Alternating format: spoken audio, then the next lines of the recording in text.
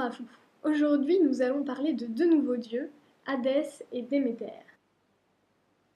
Je sens qu'il va me gonfler, lui. Tu m'étonnes. Déméter et Hadès sont frères et sœurs. En effet, ce sont les enfants de Cronos et Rhea, sauvés par leur frère Zeus dont je vous parlais la dernière fois. Déméter est la déesse de l'agriculture, et Hadès est le dieu des... Dieu de l'enfer. Mais stop! Mais qui est lourd. Mais qui est lourd. Bon, il faut savoir que les deux frangins ne sont pas forcément en bons termes. Ah bon? En même temps, Hadès a capturé la fille de Déméter, Perséphone, et l'a forcée à l'épouser. Ah, ça.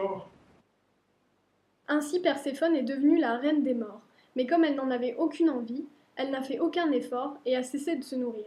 La petite peste. De son côté, Déméter était folle d'inquiétude. Elle cessa donc de s'occuper de la terre, de l'agriculture, de la fertilité des sols, ce qui fait que les plantes ont commencé à mourir. On n'enlève pas un enfant à sa mère. Gna gna gna gna gna gna.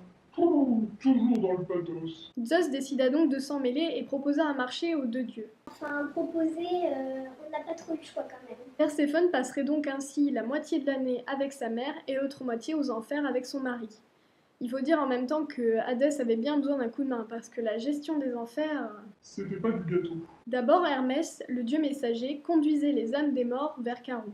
Seul hic, il fallait que ces âmes eurent été enterrées avec une pièce dans la main, sans quoi ils ne pouvaient payer le passage de Charon et demeurer des âmes perdues. Même mort, faut encore payer. Il n'y a pas de petit profit. Bien sûr, de l'autre côté du Styx se trouvait Cerbère, le chien à trois têtes qui empêchait les âmes des morts, une fois passées, de retourner dans le monde des vivants. Il est où le chien-chien? Il est où le toutou à 100 mètres? Et bientôt, il va nous faire croire qu'il est sensible. Même lui, ma petite dame. Mais c'est vrai, Hadès a beau être le dieu des enfers, il n'est pas pour autant vu comme un dieu horrible. Beaucoup d'hommes lui vouent un culte, et même s'il est considéré comme implacable et lugubre, on considère qu'il fait partie du cycle de la vie, et donc qu'il n'est pas à craindre. Ça a bien changé. Hadès était en plus un dieu fidèle, et ça, c'est plutôt rare. C'est vrai ça? Bon, il y a juste une fois où il est tombé amoureux d'une nymphe. Celle que ma Perséphone a transformée en plante qui sent bon. Oui, c'est ça, Menté. Ouais, mais à part elle, il n'y a que Perséphone.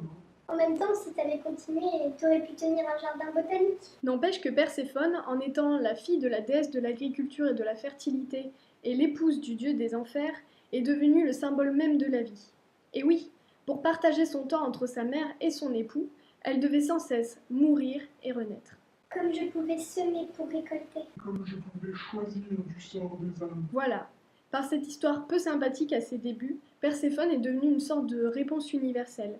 Elle est la vie, elle est l'union, l'équilibre entre deux entités d'apparence opposée, mais qui pourtant n'existent que parce que l'autre est. C'est vrai, comment pourrions-nous profiter de la vie sans savoir que l'on va mourir un jour? Et est-ce que ce n'est pas parce qu'on sait que notre temps est limité que nous avons à cœur de faire tout ce que nous faisons? Et pourquoi craindre la mort si elle fait partie de la vie? Ce sont autant de questions auxquelles Perséphone répond par sa seule existence. Alors, réconciliés? Bon, et du coup, tu me laisses Perséphone toute l'année? Tu vas pas recommencer, hein?